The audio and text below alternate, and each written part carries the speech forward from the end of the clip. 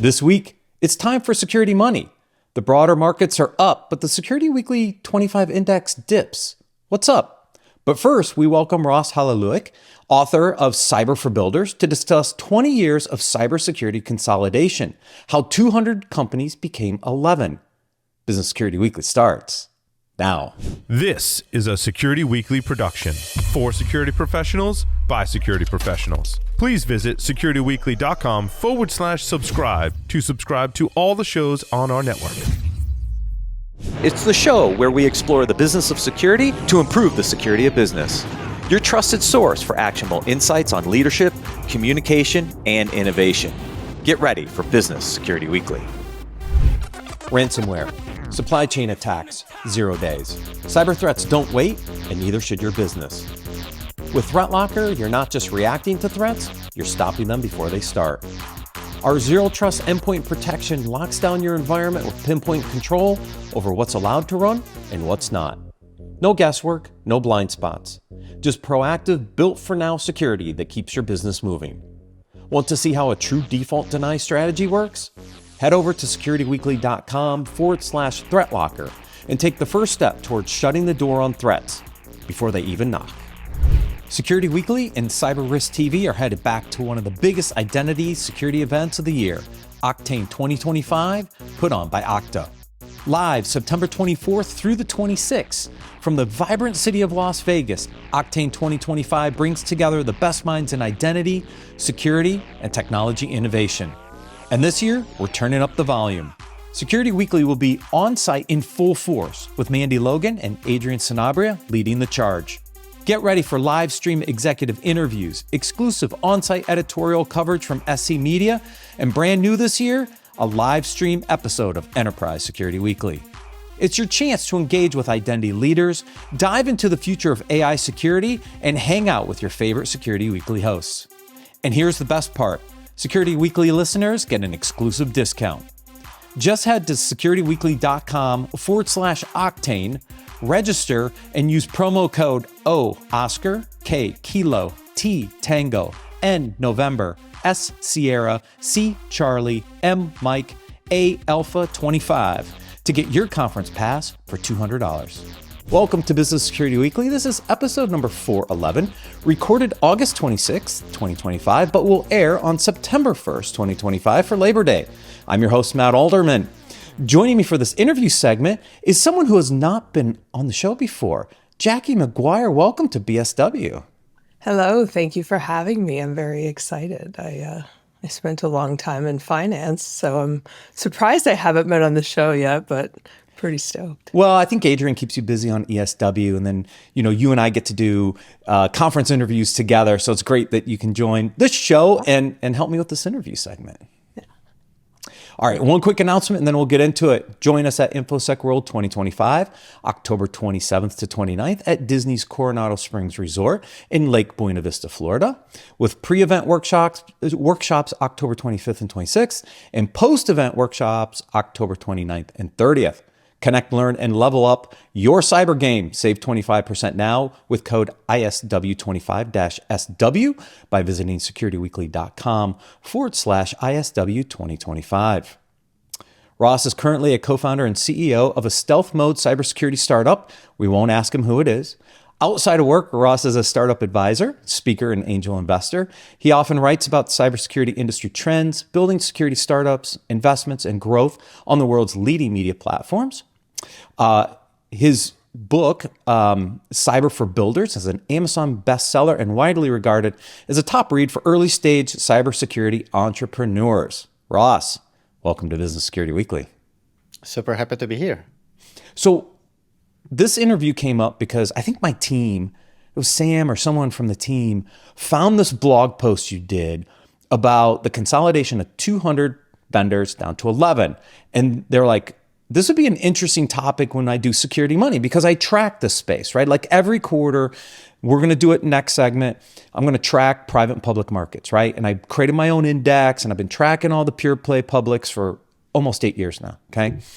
And this popped up and I go, it's a great interview segment. So before we get into the analysis, because it's really interesting, I'm gonna poke you on a couple things, but let's start with the startup world. There's what, 4,000 cybersecurity companies now? Obviously unsustainable as 4,000 standalone cybersecurity companies, but why do we have so many?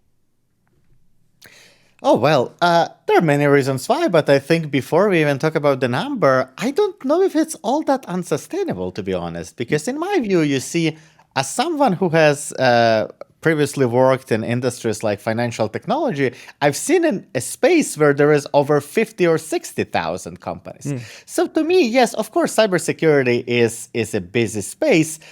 But I think relative to many other industries out there, such as HR tech, marketing tech, financial technology, it's still a very early space. We are still at the very beginnings of the security, including the security startup ecosystem. The reason I say that is when I talk to customers and CISOs, they're getting pressure to actually reduce the number of vendors. And if the downward pressure is to reduce the number of vendors, but yet we've got more vendors coming into the market, at some point, we got to hit an inflection point, don't we? We probably will. And again, I think it's going to be a very interesting topic once we do get deeper into the reasons why there's so many startups. But cyber is quite unique in that cybersecurity startups in many ways are acting as small R&D shops. I was going to say that. Like, it's a natural cycle of things because if you're at a Palo or a Cisco or an Intel, you can't get FAFO money. So, as a small startup, you get an idea and it's a feature, not a product. I mean, we've had what, maybe 2-3 successful security IPOs since the pandemic. And so I don't think most of these companies are planning on IPOing and becoming 5,000 employee companies. They're planning on building a really, really strong feature, building technical alliances that somebody's going to want to acquire along with their IP. And then we have a cycle of consolidation where right now there's all these massive cybersecurity companies who have overvalued stock because the market's hot. And so they're just going to go gobble up a bunch of companies with their stock. Yeah, exactly. And also, many of those large companies, as they grow larger, they become much slower and slower and slower. And so they naturally lose their ability to innovate in-house and build those solutions that customers actually need. So in a way, it is a cycle. It is this constant consolidation cycle. But if you look at it over the long term, and we are going to touch on that as well, it doesn't seem all that cyclical, and it looks like the consolidation is moving in a very, very specific direction. Interesting. We'll get into that. And to your point, Jackie, there's when you do a startup, right? Sometimes you don't know what your exit strategy is or should be or anything like that. And somewhere along the way, you realize, hey, we've got something here. We're going to try to take this thing public. And I've helped take two companies public, both Qualys and Tenable. So I know what that looks like. I also know what it looks like to sell a company knowing that you are just a feature of a much broader platform. And unless you get a lot of investment to build the platform, your exit is an acquisition, right? And so a lot of some founders want to try to go public. Not everybody can. And we'll see, there are companies sitting there like at that stage right now. Like they're almost stuck. They're like, not quite big enough to go public, but they're not growing fast enough to get ready to go public, but they've been around a long time. Do they get acquired? And these are the dynamics that I think are so interesting, Ross. And when we get into the analysis of this consolidation, I'm curious how much of that came to play, right? Like, did some of these companies think they were really going to go IPO and they couldn't? Anyways, so we'll get there. Yeah. I think one of the two perspectives I have, and I keep repeating every single time I get an opportunity, is that we actually do need more security startups, and we do need more venture capital in the space. And I know it goes sort of contrary to what a lot of the conversations we often hear suggest. But really, I believe in a couple of things. First of all, in cybersecurity, we need the ability to innovate as fast as our adversaries. Like our adversaries, the attackers, the bad actors, they continuously invest resources into developing new capabilities and trying to achieve their goals. How do we do it on the defense side? sadly, or I don't know, fortunately or unfortunately, the fact remains is that there are no other mechanisms for us to be able to catch up. The government isn't funding all that much research, right? The universities aren't doing it. The public sector isn't doing it. And so the only way this system continues to work and we continue to stay protected in some form is if we continue to funding more and more R&D in the private sector, and it is currently done through startups. We also need the ability to educate the market about the new problem areas.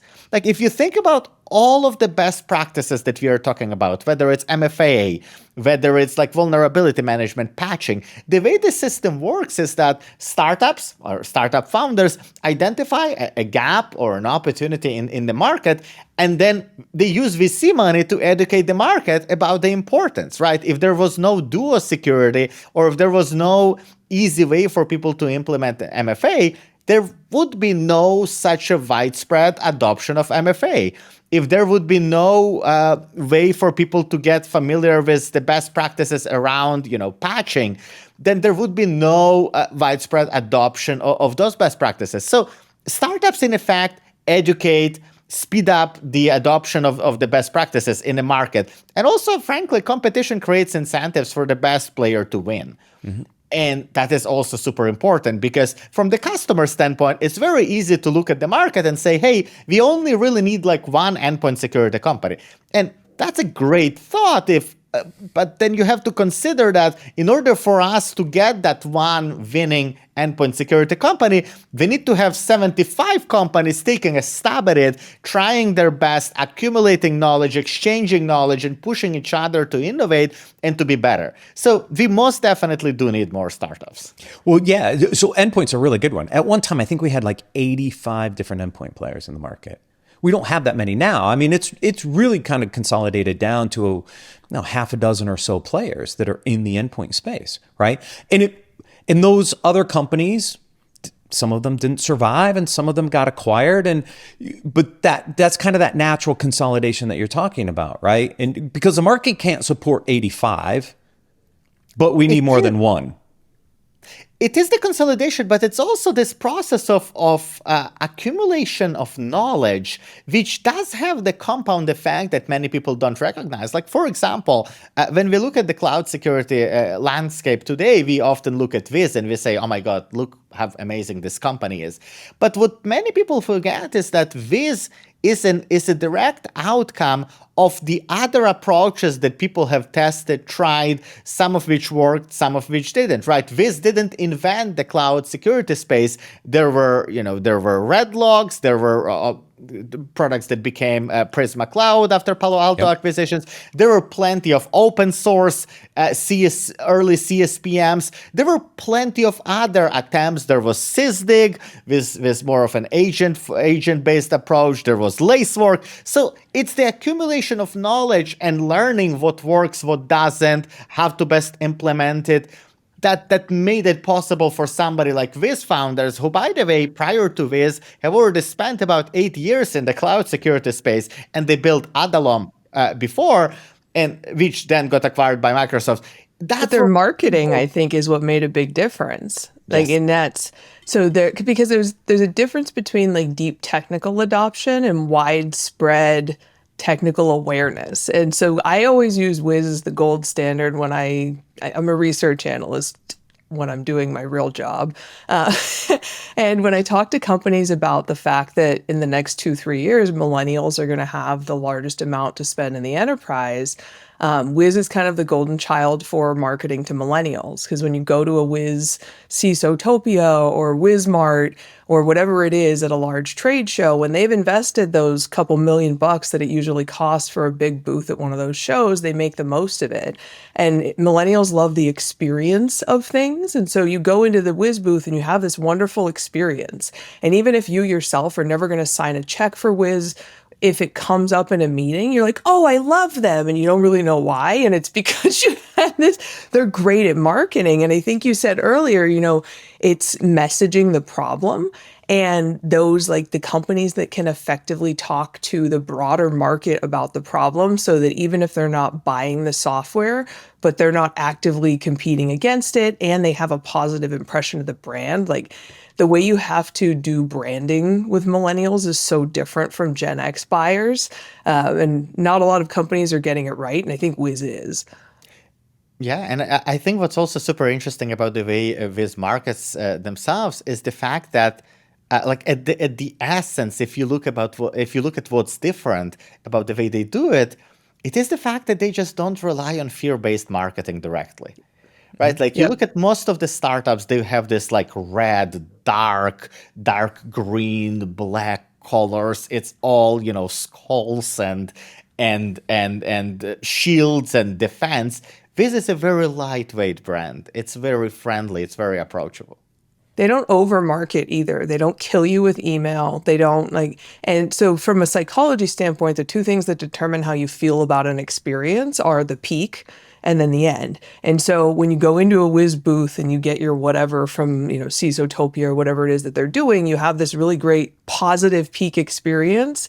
And then you walk out and they might follow up once or twice, but it's not.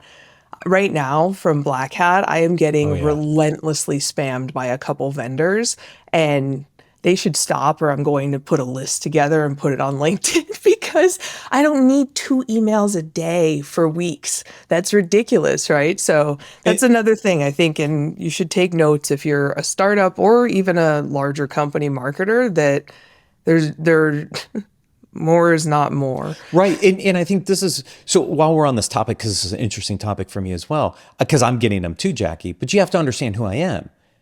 I was there under media. I'm not a buyer.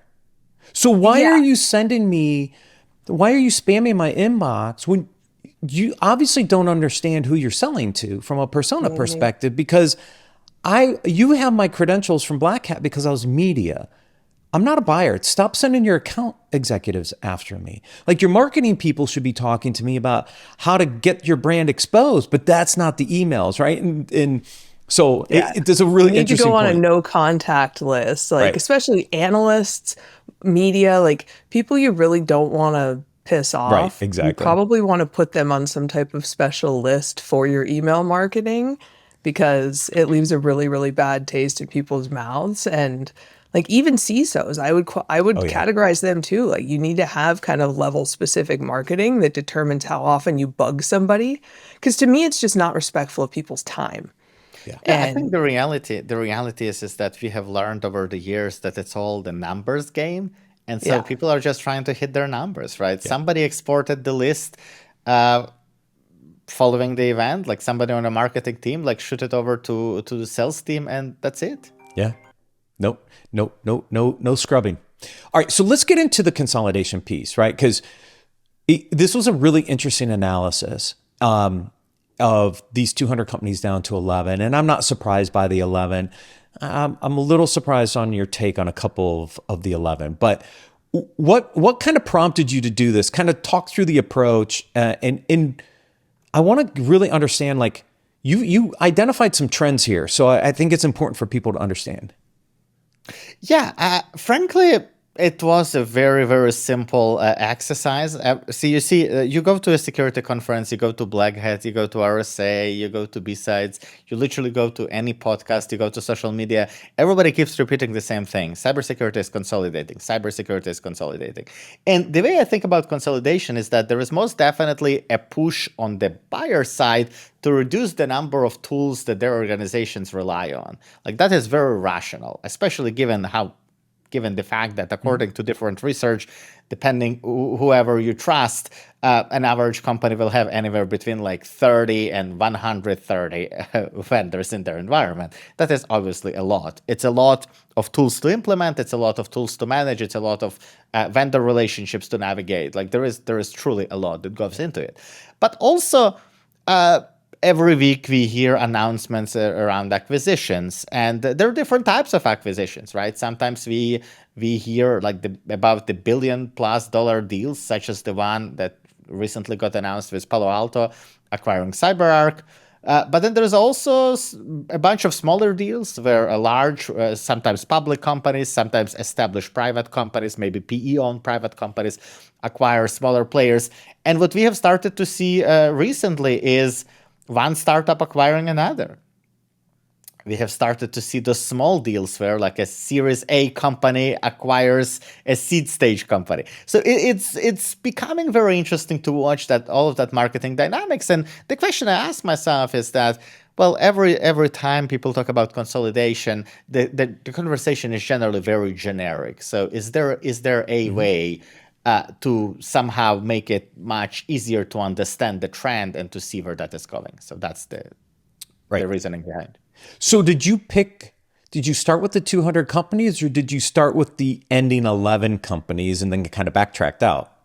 Oh, I started with the ending 11 companies. And also, I think I took a bunch of shortcuts in order for me to arrive at those 11 companies, because obviously some of them are just like the largest companies, but other are anecdotally the kind of companies that we don't really hear much about, but that are incredibly important. Like, for example, you wouldn't think of IBM if somebody was to ask you, like, what do you think are the top 10 companies in the cybersecurity, or top 10 most acquisitive companies in the cybersecurity space. But IBM is most definitely going to be on at least the list of the top 20. Then oftentimes people wouldn't think of Cisco, for example, as the largest cybersecurity acquirer, even though they very much are much bigger than Palo Alto and anybody else in this space. So it was partly, a scientific process of saying, okay, what are the top vendors what are the top public companies by market cap? But partly it was also just the exercise of saying, hey, what are some of the interesting companies that people don't talk about? Yeah, so a couple things. Tenable's made a number of acquisitions. It started when I was there and continued after I left. They've done more than Okta, for example, right, in your analysis. So I was curious, like, why wasn't Tenable on the list? Because Tenable has been in an acquisition kind of spree more than some of their peers like Qualys. Qualys has built a lot of stuff. They don't do a ton of acquisitions, right? I was curious, like, did you even look at the Tenable acquisitions? Was it even on your radar? Yeah, so frankly, I was trying to do a few things. One, I wanted to make sure that whatever graphic I'm going to put together is still going to be digestible. Mm-hmm. And two, I had to find a cutoff somewhere. And that I did based on the market cap of the company versus the number of acquisitions they did.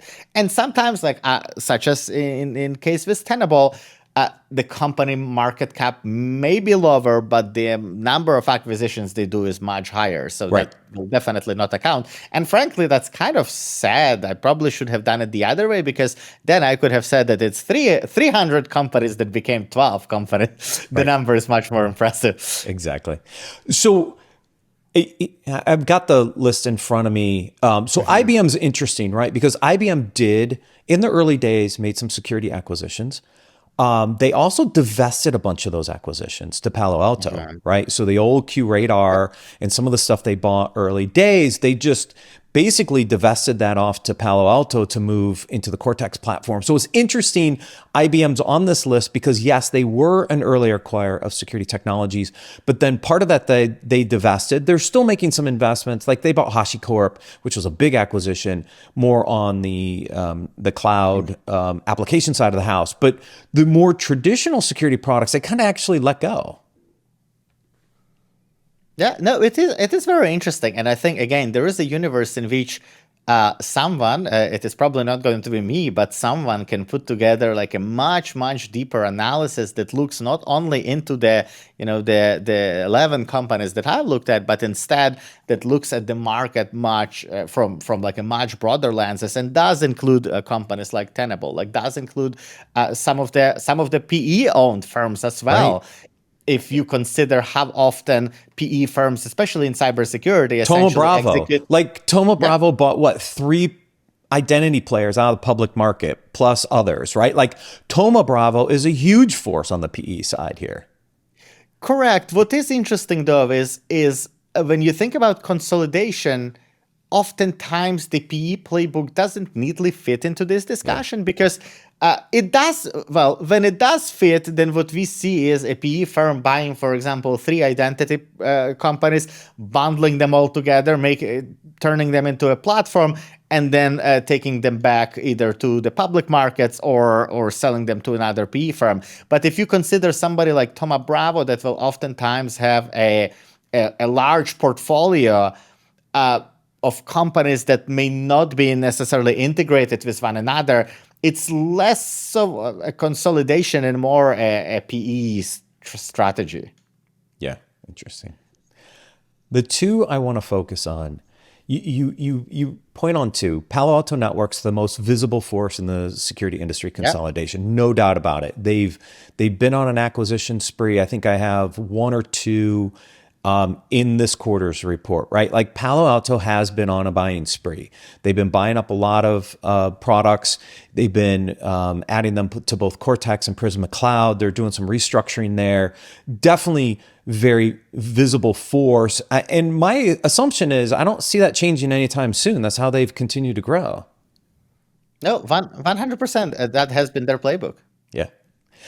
But the other one, oh, go ahead, Jackie, sorry. It's the only way they've continued to grow. And they really haven't integrated those acquisitions into their portfolio. They've integrated them into the UI that lays over it. But a lot of times these things still use different data schema, different formats. They don't talk to each other very well. I could go on forever about this. And and at this point, Palo Alto has grown by acquisition to buy TAM because in identity with CyberArk is the last TAM that they're trying to buy. And so their margins are single digits, double if they're really lucky, and they're looking for places that are growing. And I think CyberArk was a good pickup because identity, as NHIs grow, as all of the other areas of stuff we're going to need identities for grow, is probably one of the outsized areas of growth. So it's a good pickup for them, but they're going to have to meaningfully overvamp their strategy for the back end because they are a nightmare for other vendors to try to integrate with and work with because the back end integration for Palo Alto is like 15 different data formats because they've bought all of these different things, but haven't, by not wanting to commit the resources and also not wanting to upset customers who are using the things they acquired. I don't know. And I know it's not an easy solution for anybody. I was actually going to note too that that's one of the things I think has also changed. As you were talking about, acquisitions, is that people are now starting to let the companies they acquire continue to run as a different brand or as the brand they acquired rather than like QRadar is a good example with IBM in that yes, we know QRadar is an IBM product, but you don't call it IBM QRadar. You just call it QRadar. And so I think that or Cisco acquiring Splunk, right? I don't think they have any desire to make it Cisco Splunk. It's going to stay Splunk. And that's, I think, another strategy that they've figured out is probably long-term a better way to not make people upset when they buy customers is, let the brand continue to run independently. And so I think that some of the acquisition is a little bit more low key because of that, because we don't always see that it's a parent company because they're letting companies run independently. Yeah. That integration has been a challenge for others as well. I know Tenable struggled with this, why they created Tenable One, right? They needed a way to consolidate all this data and APIs into a common place for integration, right? And a lot of companies struggle with this because they've got so many different backends and APIs. How do you consolidate that all down? Like I said, I know others that have struggled with this. But you bring up a really good point, Jackie, which is my second one, which is Cisco. Now, Ross, you say Cisco, the most impactful force in the cybersecurity industry consolidation. I would debate that slightly. They might have done a lot. I'm not sure that they've created the impact in the market, though. Now what I'm seeing get aligned here, right? If you look at the CyberArk acquisition by Palo Alto, you've got Cisco having acquired Splunk. These two behemoths are going head to head in a very interesting way. They have a lot of overlap and capability now. And what I've seen from the Cisco side is that they make some really good acquisitions, but then they really kind of mess them up, like Duo and Kenna Security and some of the others. They haven't touched Splunk yet, but at some point I think they will. Where I've seen the struggles with Cisco, and I do not track Cisco in my Security Weekly 25 index because I do not consider them a pure play cybersecurity company. They're to me, they're still a networking company that's built a security product or a set of security products through acquisition. And so it's just this really interesting. You focus on these two, which I see going way more head to head in the near future. And if I were to sit back and look at it from my purview, I almost say Palo Alto's in a better position than Cisco because I haven't seen Cisco execute well on their acquisitions after being I wonder if acquired. Cisco went to Splunk and were like, you accidentally did security stuff? We accidentally did security stuff. Because that's the same story with Splunk. Is Splunk kind of like, oops, their way into security. And still, we were having this conversation with the analyst, and I said, yeah, as a security analyst, I will cover Splunk, but they kind of like, it's still, even though it's like half their business, it still kind of always seems like a weird afterthought there. I usually just leave it on the observability side of the house because, yeah, it's such a weird, I agree, it's weird. Splunk is interesting. But yeah, on the topic of Cisco and Palo Alto, I think, to your point, they're two very different companies with two very different strategies, but also importantly, two very different two very different ways in which security is a part of their business, right? For Cisco, security is one of the business lines. It's an increasingly more and more important business line, and it is the business line where they see the potential to grow, and that is why they have been growing their presence in the security space. But it's still just one of the business lines. Like Cisco is a large holding company. Right. It's probably one of the world's largest holding companies. Where, and to your point about Duo and other acquisitions, I think what Cisco has done pretty well historically is that it would buy a company and then it would let it run. So maybe you have a different perspective, but you look at companies like Duo, you look at some of their other acquisitions. When Cisco would make a decision to let the company just operate independently from Cisco, it has historically been a very good outcome for both the company and Cisco. When Cisco, on the other hand, has tried to absorb the company, the outcomes would generally be less positive, simply because it's a large corporation and everything slows down, everything becomes harder to navigate. Yeah, but they've lost a lot of Duo talent over the years post that acquisition. And it's not the same Duo it was under Doug Song. It's just not. Yeah, but to be fair, I don't think that has anything to do with Cisco strategy. Like, in fact, I think Cisco has done a fantastic job trying to integrate Duo and frankly doing it quite well. It's more of the reality of what happens to a company once everybody has vested and people want to retire and do other things. Like Doug Song is now investing in some great businesses, not at all in the technology space. He's done with Duo, he's done with security. He's still obviously an active part of the ecosystem. We had him on our podcast, some of the stuff that I do. But it's just, it's Doug has grown and he has gotten to the point of his life where he doesn't want to be a part of like a large corporation, and he doesn't have to be. So why would he? Right, exactly right. So I extrapolated your math. 200 to 11, there's 4,000 security companies. Does that mean we only need 220 security companies at the end of the day? I don't understand what does it mean that we need a certain number of companies, right?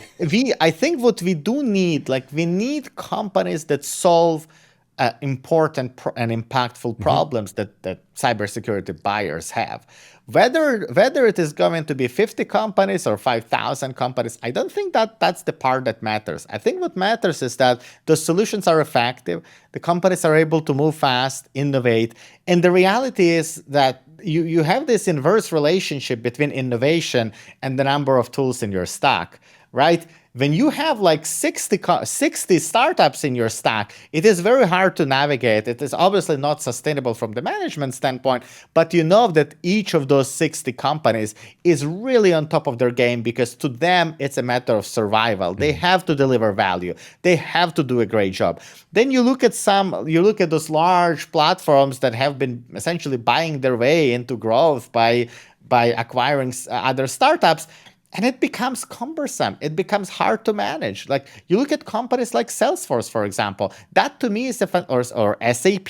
That to me is a great example of what happens once you bundle everything and bring it all into one place. The difference, however, is that if we truly believe that cybersecurity is about out innovating adversaries, outpacing them, and just being smarter, I'm having a hard time to believe that one large consolidated platform that brings together 20 and 30-year-old tools is going to improve security and not lead to a worse security in an organization. Well, yeah, I mean, I don't think you see hackers consolidate. Like adversaries are not consolidating. If anything, it's quite the opposite, right? And so I think that's why you need startups, because the only way to stop a mischievous kid with a laptop in North Korea is with a mischievous kid with a laptop in the US. And it's because, you're going to need AI to fight AI. But at the end of the day, as new things pop up, you also need a mischievous kid in the US on the dark web, on Tor, like in some of those forums. And that's why, I don't know, I think that startups originate because people get frustrated. And most often it's people either get frustrated that they can't find the job they want, so they just create it, or they try to build something at a bigger company, hit a brick wall because of the size of the company, and then get angry and do it on their own. But yeah, I mean, I think that we always have to go back to what are the adversaries doing? And the answer is more open source, significantly smaller teams with significantly higher specialization, but writing in common formats that are extremely easy to share. And that's probably the biggest thing we need to fix in security in general, is that there's no requirement that people write interoperable data schema or formats. MCP servers everywhere. We're just going to use model context protocol everywhere, and we'll be fine. I think on this note, there are indeed many startups in this space, but I don't think cybersecurity suffers from the number of startups. I think the problems are very different. The problem is that we have a large number of undifferentiated startups and undifferentiated security tools. It's not that there are too many, it's that there are too many tools that are the same tool repeated 60 times and rebuilt 60 times. We struggle because we have a hard time evaluating security tools. Like if we had an objective way to say that, hey, the efficacy of this product is higher than the efficacy of this other product, it would not have been a problem to have 60 tools in one category. But it is a problem if there is no way to tell which of them is working better, which of them is a better fit to the specific customer's environment.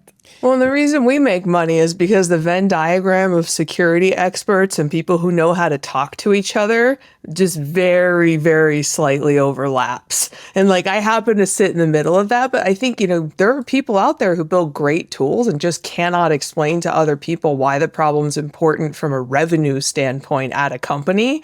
And if you can't tie the problem you're solving to saving or not losing revenue, nobody cares, especially at the executive level. So we need to better equip security nerds with messaging tools. Thus why we do leadership and communication typically as our second segment on this show, because it is about communicating that stuff. Yeah. Ross, thank you so much for joining us on Business Security Weekly. Thank you so much for the invite. It was a fantastic conversation. That was a pleasure.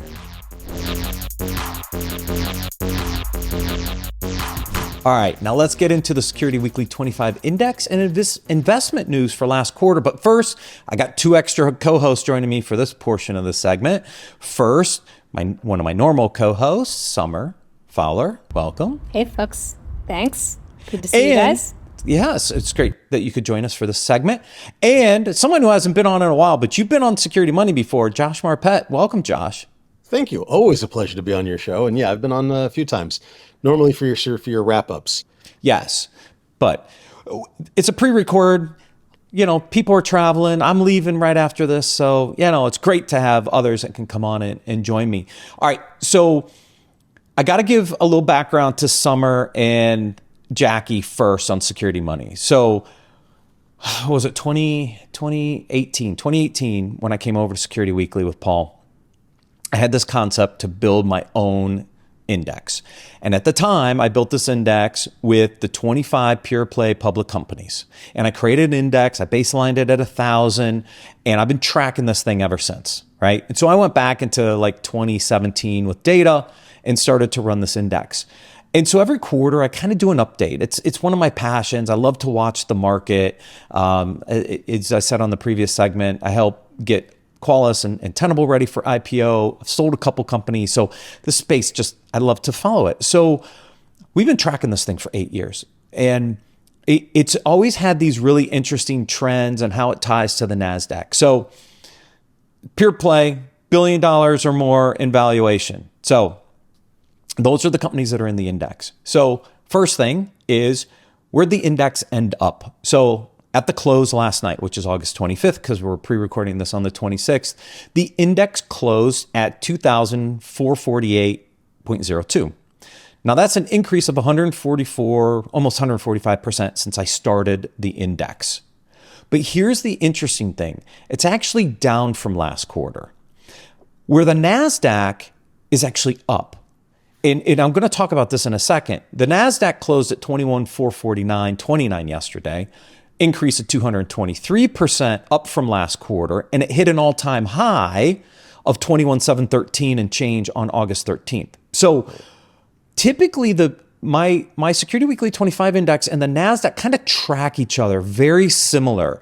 So the graphics are in the show notes, and you'll see the kind of the trends.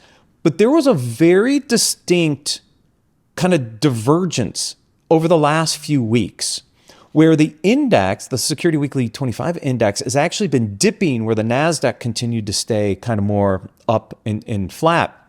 And I think a lot of it has to do with some of the latest earnings reports. So when CrowdStrike did their earnings a few weeks ago, they missed on the revenue side for the first time in I think ever. Right? They missed analyst expectations.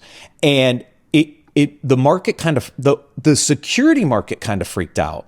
And all the stocks took a beating right after that. They're like, whoa, wait, are we tapped out on cybersecurity growth and spending? And the entire index just went whoop, it just dropped. But it didn't happen to the entire NASDAQ. And I just found that very interesting, is how this market, this kind of subset of the market can move very differently. So Jackie, Summer, Josh, I don't know if you guys have any insight into that, but I saw that as a very interesting little glitch.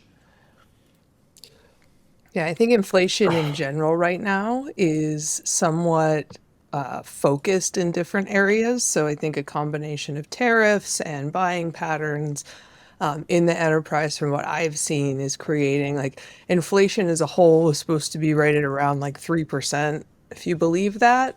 But I got a bridge for you. It's not, right? So there are places where we're absorbing some, reduction in cost, but we have kind of inflation spikes in other areas. So I think some of that is being reflected in the market, specifically the NASDAQ and to a lesser degree Dow. And I think that's why you've seen kind of outsized gains in the NASDAQ, is that in tech, I think there's a significant amount more inflation.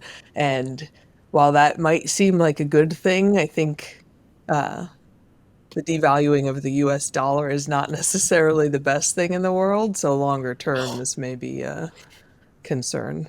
Yeah. And I noticed it in last quarter's results, where it was the first time ever the profits were actually misses, right? Like I said, I've been doing this for over 7 years now, and I've always seen a revenue and a profit beat. But last quarter, when I did the results, profit was actually negative for the first time ever. Now, this quarter, they kind of recovered, and it's probably because the analysts reset profit expectations and revenue expectations after just a horrible quarter the quarter before. So revenue actually beat by 1.83%, profit beat by 14%. But like I said, that it was very noticeable last quarter. And so I think you're right, Summer. There is pressure on some of these vendors, both from a revenue and a profitability perspective. Matt, do you think there's anything to say about the potential and the nervousness around AI as well and what that's doing to workforce? And could that be having an impact on this 25? I think so in some respects. And I try to cover this a little bit in the layoffs, right? You saw CrowdStrike lay off 5% of the force. Microsoft's been doing layoffs. They laid off like another 3%, Deep Instinct 10%. So you're seeing this, and people are saying, oh, AI is starting to replace the humans, and therefore, this is going to impact everybody. Maybe.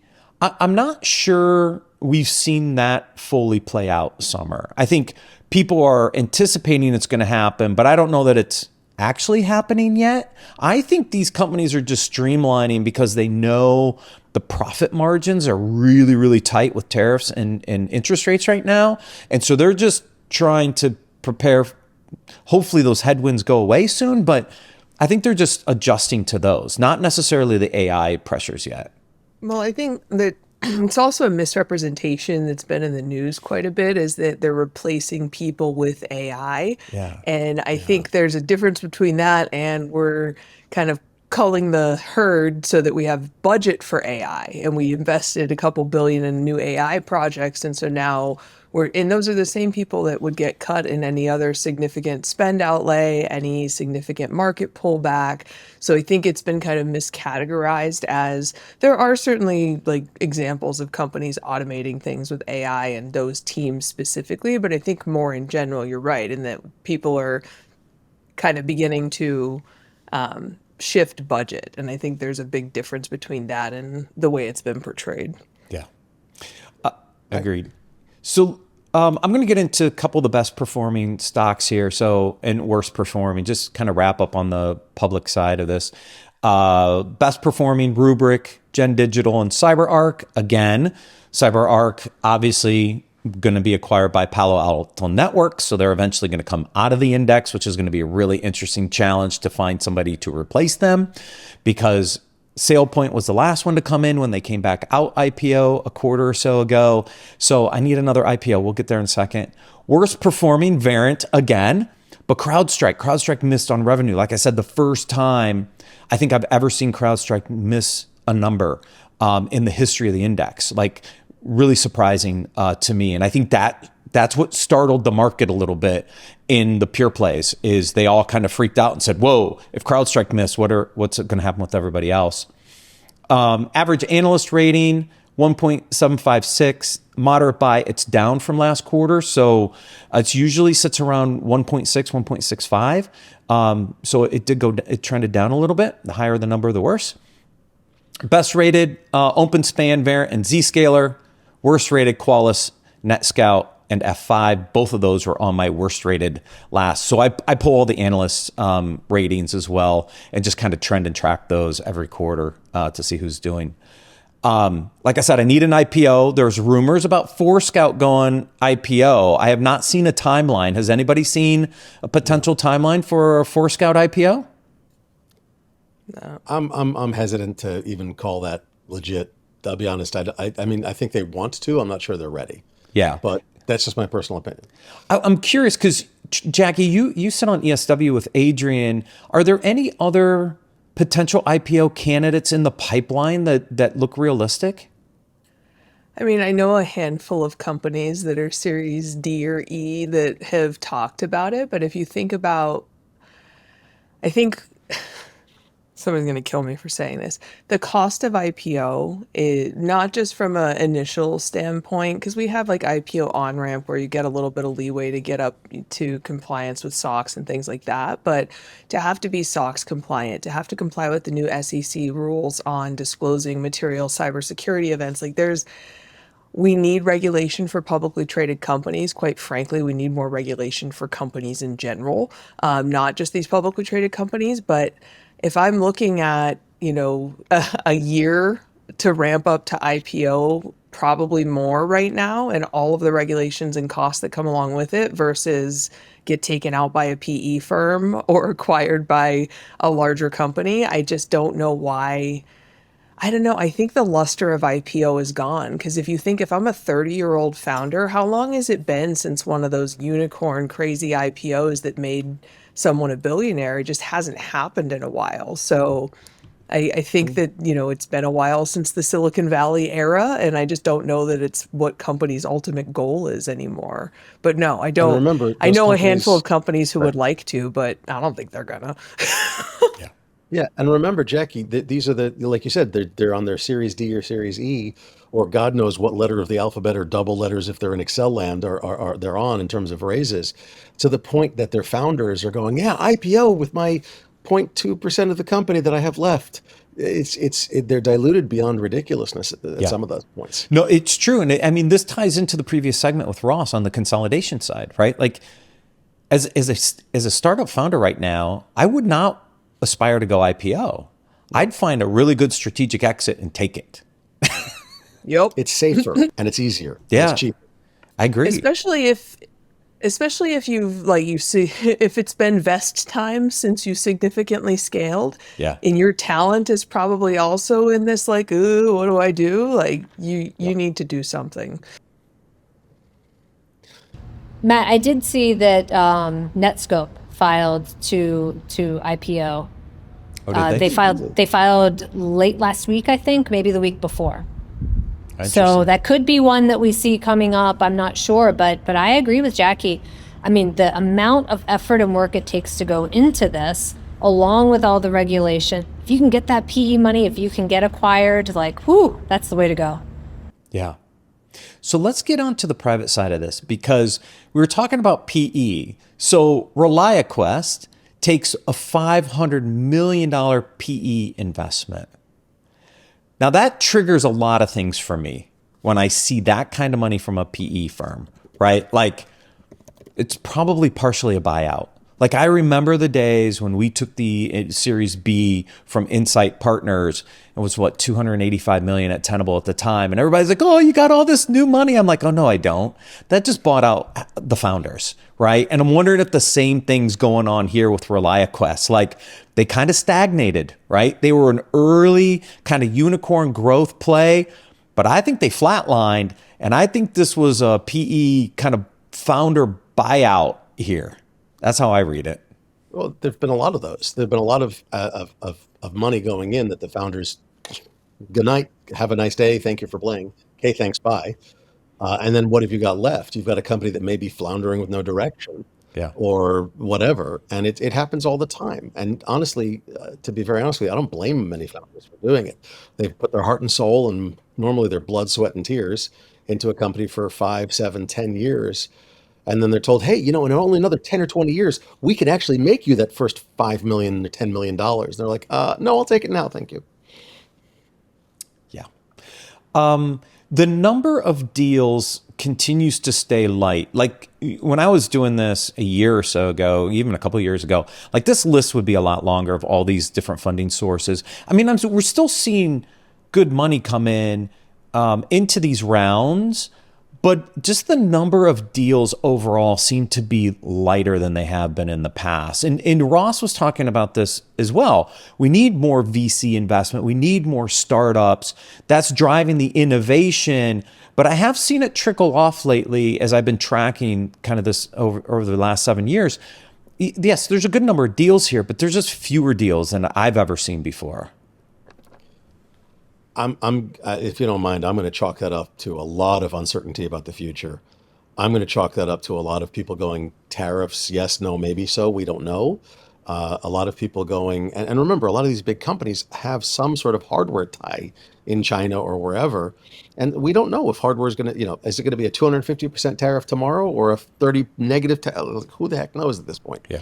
Well, Then a lot you've of them got the also fact have that Fed we don't know. business, and if I'm sorry? the government is slashing and burning federal budgets, that's a significant impact. And to be able to, as a public company right now, especially for security companies, generally like 30-40% of their business is federal business for the larger Yep. guys, and to try to forecast revenue when, quite frankly, there's a lot going on right now that I would not want to be trying to forecast what my federal revenue was going to be. So I think that also has a meaningful impact on a lot of these companies. Yeah, for Yeah, sure. I live in CMMC world, and right now companies are just like, we did a contract. We think we'll get paid someday. Yeah. Yeah. I wonder also about the platformization and if there's a little bit of hesitancy just watching what happens with some of these bigger activities that have happened. The big acquisitions that are happening and people saying, okay, tariffs, federal, platformization, let's wait, let's see what's going to happen. Let's let this play out. Yeah, it very, very well could be. I want to go through some of the acquisitions. There wasn't a lot in the startup funding side that I know Minimus. I'm actually interviewing Ben Bernstein over there, the founder, next week, actually, on Founder Stories, former CEO founder at Twistlock. So that'll be an interesting one. They just took 51 million. So I know a little bit of what they're doing, but I didn't really see anything else here. But when I went down to the acquisitions, so Palo Alto did 2 acquisitions, right? They're buying CyberArk for like 25 billion. And then they bought Protect AI for about 500 million. They're still spending money here, Jackie. Like I said, it's TAM. Once you get to that size, you just have to the pieces of your pie you have are only going to grow so fast. Again, usually because of the size you are and how long it takes to get an SOW through and do a deal. And so you have to start adding more pieces to your pie if those pieces can only grow so much. And so the CyberArk deal was picking up identity, which will be an area of outsized growth. And then security for AI for security is another area where you're probably going to see outsized growth. And I think Ross was really right when he said a lot of these these are just giant holding companies, and they, at this point, you're kind of putting a little bit of money on red, a little on black, because that That's perfect. your on-prem stuff is only going to grow so much. And then the other thing, one of the things we haven't talked about that I forgot as I was chugging my coffee before we started recording is that the TAMs that are going to grow are not predictable. So like identity is not something you could have predicted 3 years ago would be a huge area of growth, because you wouldn't have predicted that AI agents would be a huge thing and that we would have all these non-human identities. And so I think there are also these places now you're going to see on-prem, you're going to see hardware be an outsized area of growth, because cloud computing is going to get very expensive in the next couple years as we can't build enough data centers. So it's really hard to, and Cisco might be cool again, right? Like all these companies that build hardware, like Dell. I had this conversation with Dell a lot, is like, hey, you've got hardware. We are now at the place where we're going to have to bring stuff back on prem. So I think if I'm Palo Alto, I'm like, okay, where do I put my money that I can diversify into areas I'm not covering right now that may benefit from where tech is going, not just where it's at right now. I want Gateway to come back. I want that cow print box. And the tractor seats. Remember the iMac, tractor and I seats in never the had one stores? because we were poor when they came out. Remember how cool that was? I mean, that was You're like an my e-machine, first Jackie. personal one. Yeah. So, Jackie, just real quick. I predicted in 2015 app user data was going to drive the market. I was not too far off. I might have been a little early, but if you would have made that investment then, it would have paid off. Trust me. Yeah. I knew it was coming.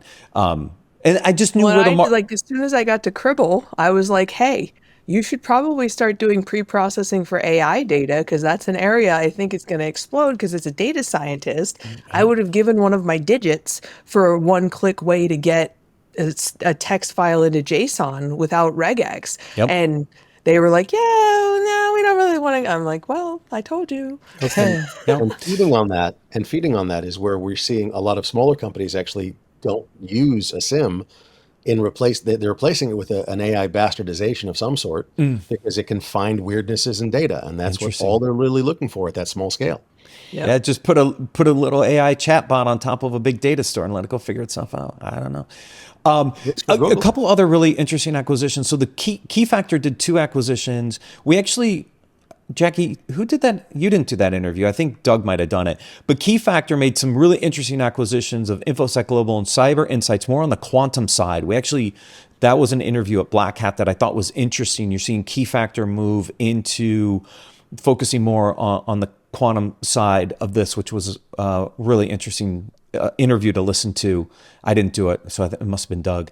I actually did interview Ted Shorter from Key Factor you did? on the Okay. Cube at Black Hat. Okay. And he gave me one of the things that I've been quoting since, which is he said MCP is the new HTTP, just not the new HTTPS, and you need to keep that in mind. Yeah, Which you is know where he got basically that like- from, right? After his interview, I actually went up to him and I said, "You look, we're going to break the internet with quantum, right? TLS is gone. Maybe the protocol changes. What if the future were MCP and quantum?" Yeah. Yeah, that's where he got that from. It's so funny he said that because I was picking You know his brain you're about wrong, it. Matt. It's not breaking the internet. Okay, just to be clear. We're going to break the internet. No, it's not. We're gonna. Al Gore has retired, but somebody's going to have to bring him back to reinvent the internet. Until you can do it at scale, until you can find me a computer that can process quantum at scale, you can find me the power to supply that computer. You can find me the water to cool the power to supply that computer. You can find me the plumbers, the electricians, the mechanical engineers, the electrical engineers to build the plant, to power the water, to cool. Like, there is just a old lady that physical swallowed the spider? limitation to computing that people are being irrationally exuberant about. And I happen to be married to somebody who builds data centers, so maybe I'm more acutely aware of this, but we stopped investing in skilled trades I know. like 20 years ago. I know. And that is going to bite us in the ass in the most horrific way in the next couple years. And yeah, It's the is quantum a physics, great yep. thing? Yes. But do I think 8 kids in North Korea are going to be able to afford a quantum computer to start breaking the internet? Probably not. Yeah. And So here's the Jackie, other I've got a Mechie getting ready to graduate with his master's, so he needs a job. So we Tell can put he him to needs work. to go into commercial chiller design There you because go. commercial chillers currently cannot cool water enough to keep AI racks cold, and we need to That's completely rethink how we do actually that. a really good point. Actually, have them go into mineral oil cooling of server racks. That was big and then disappeared, and I predict it's coming back. Seriously, not joking. You Or, could do it much more. Liquid to liquid submersion. is much more efficient than air to liquid. Yeah. This may be why Elon really wants to get to Mars. So Oh, he's going to put the cold. data centers on Mars. They'll stay cold up there. all the they're quantum talking about, like, compute will data be on centers in Mars. space too, and I'm like, do you have any idea what the cost and carbon per pound to put things in space is? Like, I don't give a shit if you can reuse your stupid rockets. Like, the cost of the fuel you burn to get stuff. Yeah. Anyway, Oh my we gosh. can shoot him into space. Let's shoot him to Mars. Like, I'm totally in favor of that. Like, He's going to build a tube to Mars. Anyways, let's put him in a Titan submersible and shoot him to Mars. I got one other acquisition here, I flagged it because it was interesting. Zscaler buying Red Canary. Red Canary is an MDR. Is Zscaler moving more into the managed service side I of the interviewed house? Jay Chowdhury about this. I actually went to Zenith and interviewed Jay Chowdhury about this acquisition. So Zscaler, they see what I saw a couple years ago, which is services is going to be one of the other massive areas for growth because even enterprise clients, much less the mid-market, enterprise clients can't scale headcount with the rate at which AI and data are scaling. And so managed services. And the other thing is I think cyber risk insurance will be unaffordable for any company not using services because Will be? there's so many extra boxes to tick. And I think if anything in any other part of the globe affects any insurance, all insurance rolls up to 6 companies like Chubb, AXA, Travelers, AIG. There's only a handful of them. And we're already seeing underwriting standards in cyber risk insurance tighten, and I think that's going to get even worse. And so I think this is a huge win for them because scaling services is not something that's easy to do. So you kind of have to acquire a services business rather than build one internally. And I think services is going to continue to move both up and down market. And I think cyber risk insurance is going to be one of the big things pushing that. So That's sorry, interesting my because 2 that cents. could be the play for ReliaQuest is to get acquired by one of these big companies to bring in a services arm, Deep Watch, all these kind of ReliaQuest has been specialized acquired. boutiques. That could be their exit strategy. Yeah. ReliaQuest effectively has been acquired. They're the default Google SecOps or whatever they call it this week services company. Literally, when you buy that, you get a contract with them automatically. Oh, interesting. Yeah, I think a lot of these Effectively, vendors. they've been acquired. Yeah, a lot of these vendors use we'll use a third party for services, and they get bit in the ass because it's a separate statement of work. You lose control of the customer experience. Sometimes it just completely stalls the sales process. So this is a good pickup. I like Jay, and I think this is a good pickup. All right. Well, that wraps up the segment. Thank you all for joining me today. Thank you everyone for watching and listening. We'll see you next week on Business Security Weekly.